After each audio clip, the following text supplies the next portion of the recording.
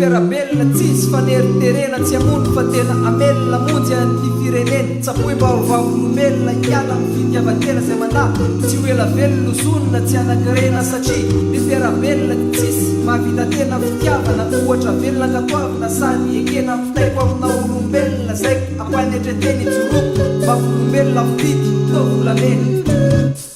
lafity to volamena Better